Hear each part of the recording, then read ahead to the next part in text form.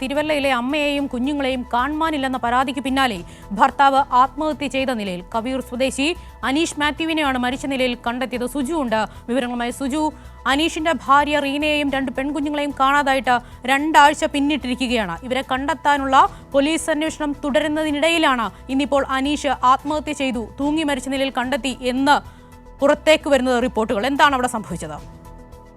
അങ്ങനെ തന്നെയാണ് വിജി സംഭവിച്ചിരിക്കുന്നത്. നിർമ്മത്തു നിന്നും മക്കൾക്കൊപ്പം കാണാതായ യുവതിയുടെ ഭർത്താവിനെയാണ് ഇപ്പോൾ തൂങ്ങി മരിച്ച നിലയിൽ കണ്ടെത്തിയിരിക്കുന്നത്. 2 ആഴ്ച മുമ്പാണ് റീനയും 2 കൊച്ചു മക്കളെയും കാണാതായിരിക്കുന്നത്. ഈ കേസിൽ പോലീസ് അന്വേഷണം തുടരുകയാണ്. എസ്.പിയുടെ നിർദ്ദേശപ്രകാരം പ്രത്യേക അന്വേഷണ സംഘത്തെയും നിയോഗിച്ചിട്ടുണ്ട്. ഇതിനിടയിലാണ് കവിയൂർ ഞാലിക്കണ്ടത്തെ മാറമല വീട്ടിൽ അനീഷ് മാത്യുവിനെ ഇന്ന് ഞായറാഴ്ച തൂങ്ങി മരിച്ച നിലയിൽ കണ്ടെത്തിയിരിക്കുന്നത്. 32 വയസ്സാണ് അനീഷിനുള്ളത്.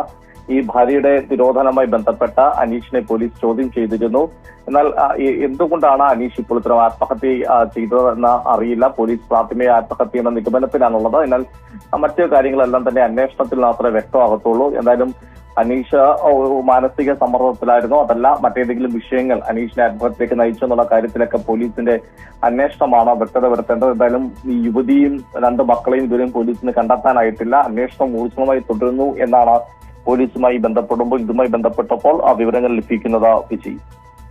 ശരി സുജു, വരും ദിവസങ്ങളിൽ മാത്രമേ ഇക്കാര്യത്തിൽ വ്യക്തത കൈവരൂ എന്നാണ് സുജു ടി ബാബു പങ്കുവച്ചത്.